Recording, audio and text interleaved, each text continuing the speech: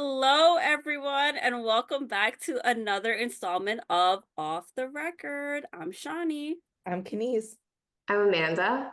and today we have a very special episode for you because we have a very special guest on today, Riza. Riza is joining us for today's episode because we are celebrating Father's Day. Yes. And when I was thinking about this episode, I was thinking about really great dads that I know, and Riza was top of my list. Like almost instantly, I thought about Riza. So, Riza, welcome to Off the Record. Thank you. Thank you for having me. Of course, of course. So, first of all, happy Father's Day, Riz. Thank you. All right. How are you planning to celebrate the weekend with your kid? Well, first of all, let's tell the viewers a little bit more about yourself. How many kids do you have? How old they are? Boy, girl? You like them? Do you not like them? Two kids, yes. Love them. Love them beyond life. Good. My son is 13. My daughter is 11, even though she sometimes thinks she's 21. With a lot of, I know, daddy, I know, I know, I know. That's all I hear. Um, yeah. I'm 46. So yeah, single dad. Yeah. Okay. And I thought it was important, or, Kenise and Amanda and I, we all thought it was important to have the perspective of a single father on today's episode.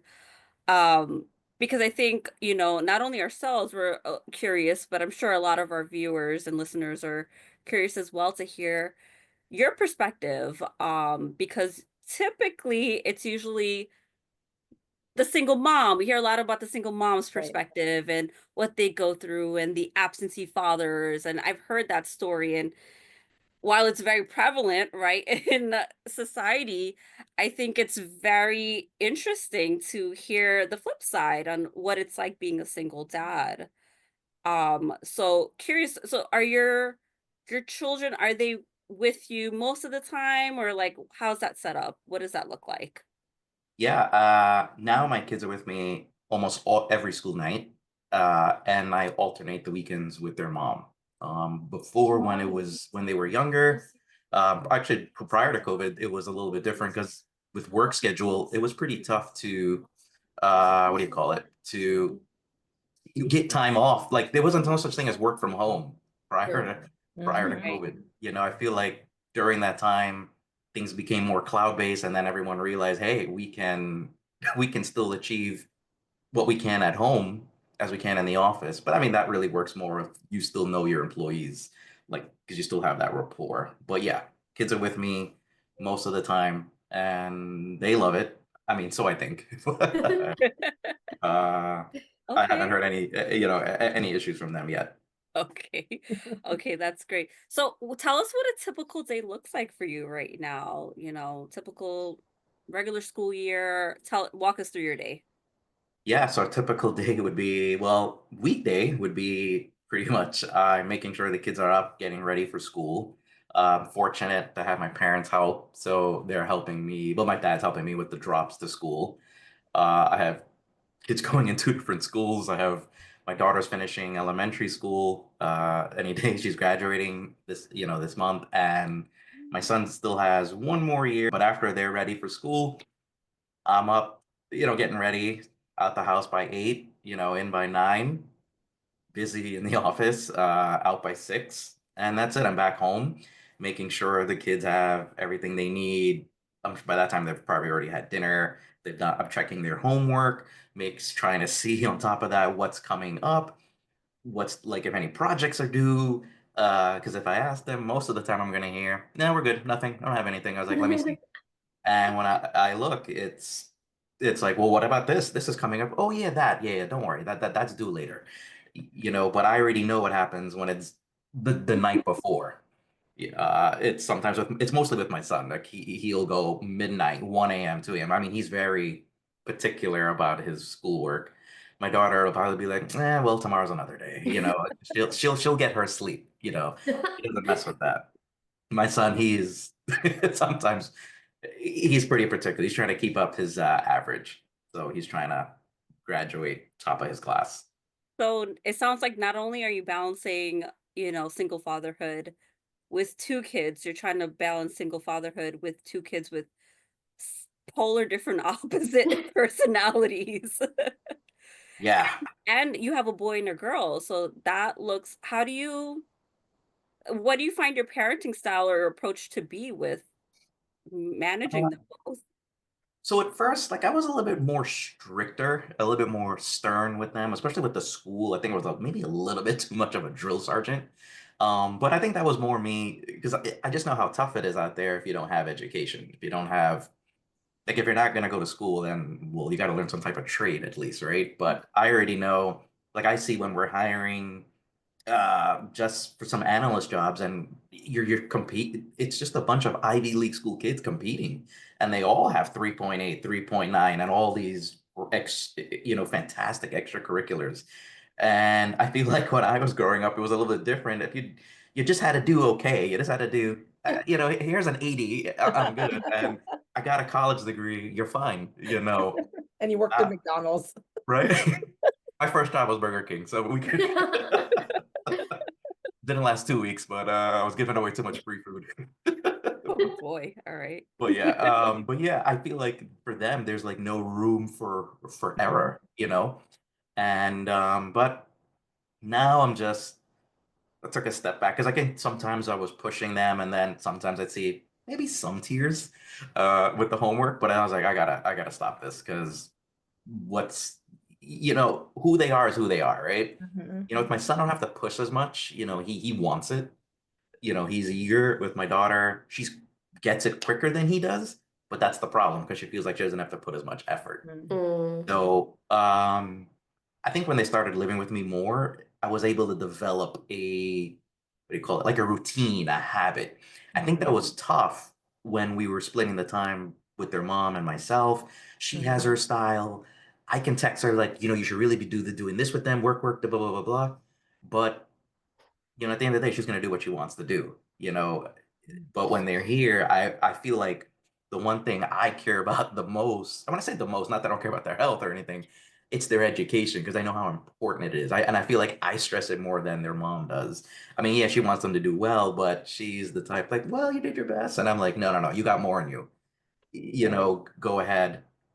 And I know when they've had enough. I can tell. So yeah, I mean, other than that, like my parenting style, let's say if it's not about academics, I'm about like kind of like live life. I guess that's more of a dad thing too, kind of like they're a little bit more risk takers, a little bit more adventurous. Like, let's go ride this bike without a helmet. Who cares? You don't need these elbow pads or whatever. Yeah, I didn't we have don't need that. that. It, my son falls down, starts. I'm like, stop, stop, stop. No crying. No, no, no, no, no, no, no, no, no, no. We're not doing that. Come on, get up. Say it too, I think is great because putting pressure on your children. So at what point, because you said there was like a point where you felt, you could see the tears. What was kind of like the point that maybe some dads are looking at this podcast right now and they're like thinking like maybe they are putting too much pressure or they aren't applying too much pressure. So how do you know when to apply the pressure and how do you know when to pull back? Yeah, I mean, look, when they say a parent knows their child, they know their child, right? Right. And I know you know what your child's capable of, and you know when they're putting in the effort.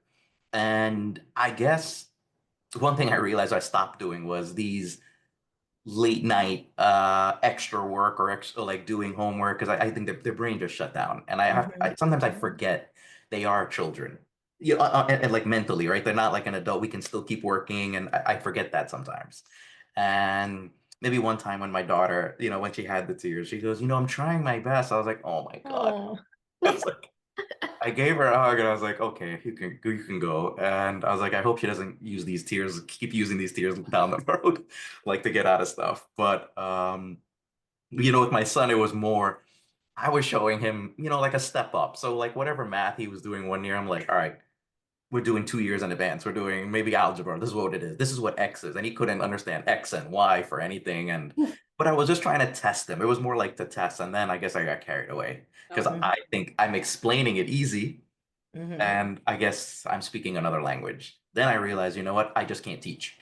So, so it just, so I just stopped. And I think my father saw it one time and he goes, I think you need to pay for tutoring. So I was like, all right. Mhm. Do you But find yet it he forgets what he did to me when I was little. Okay. of course, when it comes to the grandkids, they Yeah. always forget, right? Yeah.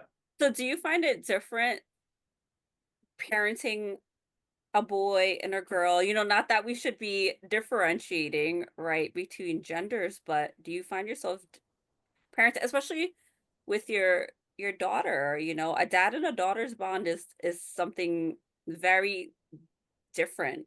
So, Yeah. what do you think? I So like before when she was born, I always said like, oh boy, what's gonna be our relationship? What's gonna be her personality?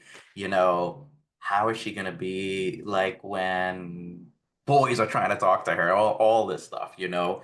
And then since she was like 2 or 3 years old, like I already kind of saw the sassiness of her. Like, this is one tough cookie. And I remember she was lining up but when she before she goes into her school in kindergarten, everyone has to hold a hand, so it's always like boy and girl holding hand, and two boys are fighting for her hand. And right before I left, she goes, "Boys, easy. You can get today, and you get tomorrow." And I'm like, I said, "Oh boy." That's Future president. that's I said, amazing. "Oh boy." The only thing that Space them worried out, me, space them out. She's learning how to space them out. the only thing that worried me was like maybe around then her first grade, she tells her mother, "Mommy, I like bad boys," and I'm like, "Oh my word." Ooh, I was like, "Oh God." I was like, "No, no." Then I thought about let's leave New York, let's go somewhere Midwest, let's go somewhere remote. It's there are no bad boys. yeah, no it was a convent. I don't know. I thought about but yeah, that she's pretty aware. Like I'm here's what I'm glad with her personality. I feel like I can probably talk to her about boys. I can probably like try to fish them out like for her to like kind of like guide her like, see what this guy's doing. Maybe that his intention is going down this route and this route. Maybe relating to my own past and some friends of mine. She's she's not gullible, and I'm happy for that aspect. It's probably going to take some guy really to like really break that wall of hers because she does have she doesn't trust easy. That's one thing. And the one thing about her is if you tell her something and it's not true, she has a hard time trusting you after that. I've noticed that. And that's why Hmm. with me and her, I've developed I will always be honest with you. Like I will never lie to you, but what I won't do is if I feel like I can't tell you something, I won't tell it to you. Mhm, But I won't lie to you. And I'll say, I can't tell you this. And she's okay with that. But at mhm, least she expects that I won't lie to her. mhm, And I like that bond we have because she tried some of that little bit lying about certain things, and mostly about schoolwork or whatever, like homework and oh, the teacher didn't tell us we had to do this or things like that. And I had to put an end to that real quick, pretty sternly. mhm, And now I don't think I have to deal with it anymore. So I think, who knows? Like usually she hangs out with her friend after school. She'll always send me an Apple request for money. I was like, why is it $20 every day? What are you buying? And she goes, I'm helping out my friends. I'm like, well, all right, whatever. I'm like, fine. I want her to enjoy this type of life too. Like, like I remember it would have been my mother's coming to pick me up. That's it. I'm picking you up right after school. There is no hanging out. But I want her to have that type of enjoy it, like enjoy life. There's no reason for you not to hang out. Like, why? Come home to do what? You know? Same thing with my son. He spends time like he likes basketball. I give him 20, 30 minutes every day with his friends. And it's a killer because the longer I wait to pick him up, it's more traffic heading back home all the way from the Rockaway. So, but I know, look, all of this is for a short time because every time I look back, I'm like, where did they go? Like, where did the time go? mhm, I look back at the photos, they were 4 and 2 or 5 and 3, and I'm like, man, I want to go back to that. But again, they're still cute in their own way, even though now it's a little BO here and there. And but my daughter comes and kisses me every night before she goes to bed. My son, I have no clue when he goes to bed, but I know when my daughter goes to bed. She doesn't miss a night. And even if I Oh, knocked out, she says she came in the room and did it anyway. Aw, oh. So yeah. that's very nice. So, I mean, how do you balance everything Riza? Because it sounds like, as you're describing your typical weekday, navigating relationships with 2 different children, different personality, how do you keep it together for yourself, on, like, on a mental basis? Because it sounds like you do a lot right now. Yeah, there's this thing called Adderall, and no, I'm kidding. No, it's a good question. When I can sometimes take a nap, I take my nap. Like it's so I feel like on the weekend is the only time I truly sleep. Like Mm, I'm barely getting any sleep in the weekday, right? Because it's up early, and then when they're in bed, then it's like clean up, get their stuff ready. It's laundry, it's making sure my son has all his uniforms for school. Then it's like also for me for work, I'm also trying like I have some stuff to do sometimes at home. And then sometimes I want to know what's going on like with sports. Like I put it on and sometimes I'm not really watching, but it's on in the background. Or I try to like pop on CNN just to see what's going on in the world. Like sometimes I have no clue. There are times I even want to binge watch something. I want to watch a show. Someone's talking about something, and then I want to watch it, and then maybe I start it at midnight, and then it's oh like, oh God. my God, and then it's like I can't watch this one. I got to watch the second one, and then when I realize it's close to two, so a lot of times is I maybe sometimes I'm doing that because I want to feel like I'm doing more than just work, kids, and home, and that's it. Mhm. But when it's not my weekend, I try my best, to hang out with mostly non-family if I can. Like, because if I have them on my weekend, like I can bring the kids over by family, people who they know, and whatnot. But like when it's not their weekend, maybe maybe go on a date or something, or Ooh. uh, so I gotta make time for that too, right? So. Interesting that you bring that up, so let's Oh. get into it. So, what has dating looked like as a single father? So honestly, look way different than it was not having kids, right? It's the issue is so there's two types of women, and what I meaning there are women with kids and there's women without kids, right? So I've met women with kids thinking, oh, it's gonna be so much easier because I have kids, that they would want they would be more inclined to, maybe go out with someone like me. And then there are times I get, no, I don't want to deal with another, person like when they're kids or deal with their, as I say, baby mama drama and whatnot, right? And I get it, they rather just deal, look, just my kids, that's it. You got to come single. And then I've met women too who have children where they say they'd rather be with a guy with kids. They get it. They get the limited time that they have.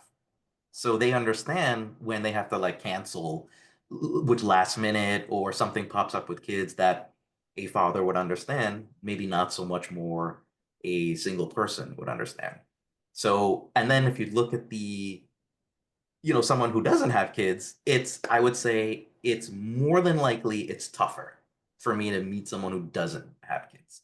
It's because they're more like, nah, I want someone who doesn't have any kids, unattached. Like I just have him for myself and we can start our own family, no one else, you know. But yeah, I would say that's how it's been. It more comes down to finding the time and it's hard, right? The good thing is with my kids at 13 and 11, it's a little bit easier because I can make jokes and say, hey, you know, daddy's lonely, needs a little companion, And my daughter, like, she was like, yeah, that's okay, daddy. Yeah, you go on a date. Oh. But, she's pro daddy, so it's okay, But sometimes when I think, actually now thinking about it, I feel like, man, I'd really have to get someone she approves of. So I think my son will approve of everybody. He likes everybody. He doesn't really need much. But my daughter's gonna probably be like, all right, who's this woman?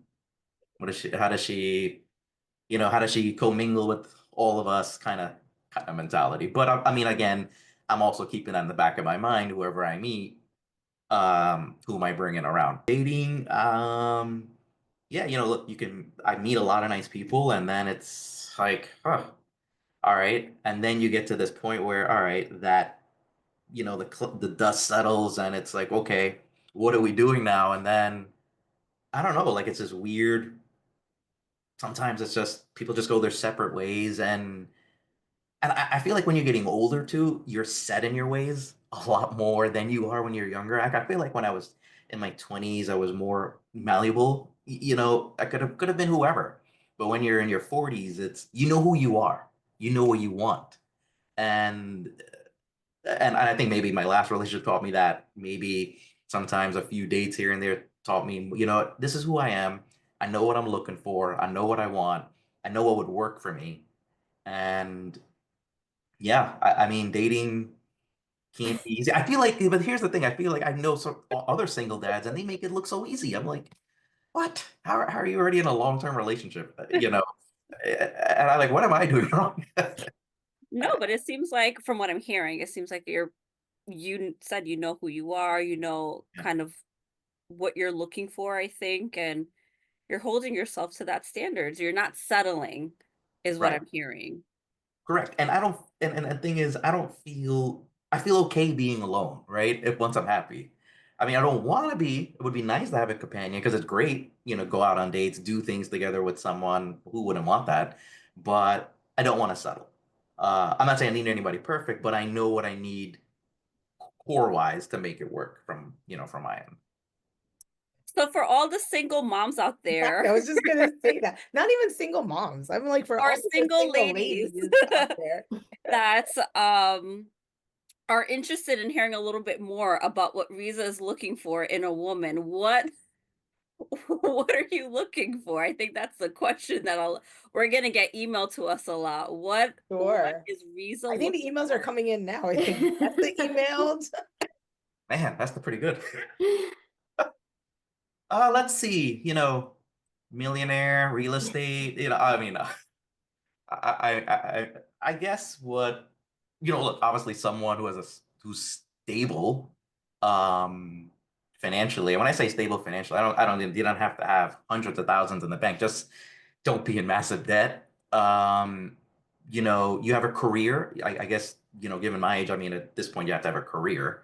You can't be still figuring it out. But again, you know, that could happen sometimes, you know, depending where you are. Because you could have been in a marriage where the husband was the breadwinner, you didn't do much, but now you're picking up the slack, like, hey, I'm getting my education, I'm getting my career on the work. You know, that maybe that's different, right? But um just someone man, I don't really need much when I think about it. That's the weird thing. I just want someone I can vibe with. I love banter, I love back and forth. I love poking fun. At someone. I also want it back at me too. Feel free, you know, I have thick skin. And just someone where I could just talk nonsense nonstop. I mean, Shani knows how I talk, but like someone who's like my friend, like I just go out and just have a good time. Like we vibe. I like eating, go out for drinks, you know, take trips. Uh, Name it. Like I mean, this is New York City, right? So it has so much to do. Whatever it is, I pretty much don't say no. Yeah, I'm not really asking for a whole lot. Communication obviously is huge. So for me, if I have that and we can vibe, the rest doesn't matter so much. All right, ladies. Well, you heard it straight from his mouth. That's what he's looking for. Amanda looks like she has a question. No, I'm just curious because you're not saying anything that a lot of females are saying they're looking for, to be very honest with you. I have a lot of female friends who are saying they're being a dad is not a problem because we understand as we get older, people have baggages, they have Right. ex-husbands and wives and children and all that stuff. So, why haven't you found a woman yet? Whoa. Ooh, After good 9 question. years. Ooh. Ooh. No, that's a good question. So Off the record. now I'm seeing where if someone's in their 40s, Mhm. like let's say yeah, around I don't even want to say 40. Let's say 42, 43 and above, they're a lot more they get it where they're like, you know what, if we're gonna meet a guy, he's probably already has it's possible he has kids, right? And so in that aspect, I guess when I look back 8 years ago when I was maybe late 30s or early 40s, it was still I'm still young. I don't need to go this route yet with a guy with kids. But now it's a little bit different where you hear it. Maybe 6 out of 10 times or 7 out of 10 times they're gonna meet a guy who's single, mid to late 40s.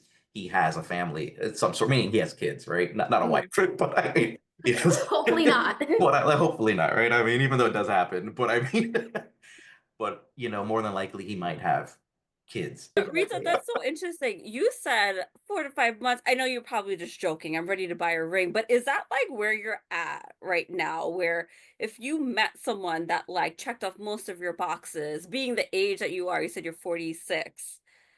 Do you think that like how soon would you be able to or want to close the deal with that person? But be careful before you answer that.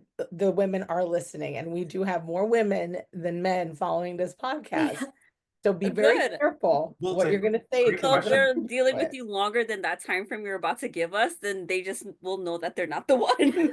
That's right. No, I know. Look, I have this Tiffany ring here waiting, Do and no, I'm kidding. you? Oh my gosh. Okay. No.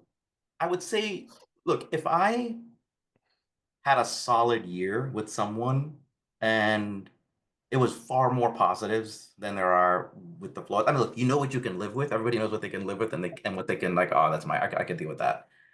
If I saw that, if I went through that for a year, and let's say the person's like obviously close to my age as well, I would kind of I would be hoping even toward closer to the year we hit the year mark. We're already both talking in the same sense of life, maybe goals. Where do we see ourselves in another year or two?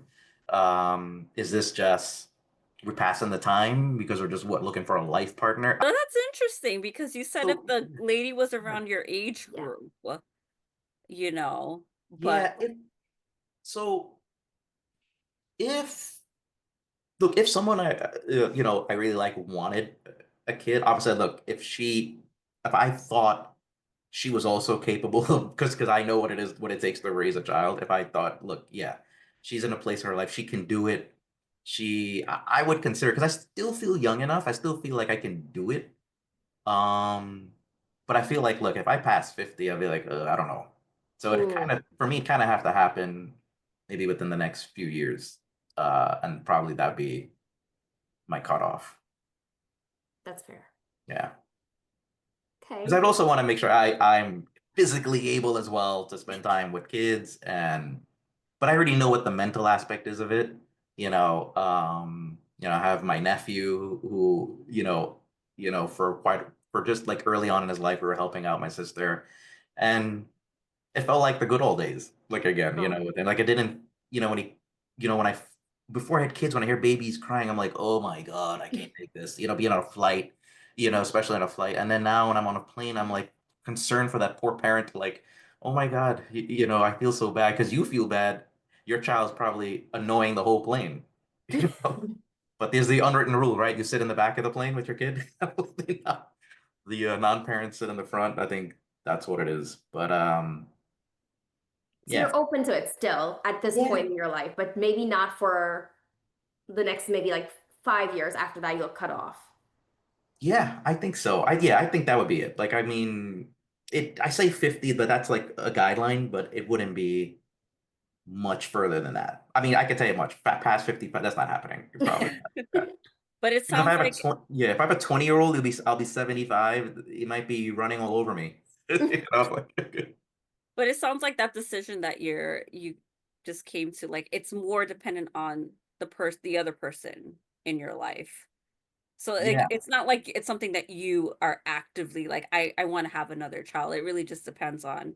Is that what I'm understanding? Yeah, so if I had just my two right now, I'd be great. I have a son and a daughter, But if I met someone, and let's say she doesn't have any children but would love a child, then of course I'd consider it still. And look, I can still do it, meaning I can still raise a kid. That's what I mean. When I say do it, I mean that's what I mean. But yeah, I could still raise, a child. I know what it takes, the sleepless nights and whatever, and everything that goes with it. Okay. And I guess to wrap this up, what would be your piece of golden advice to all the single dads that are out there that are listening?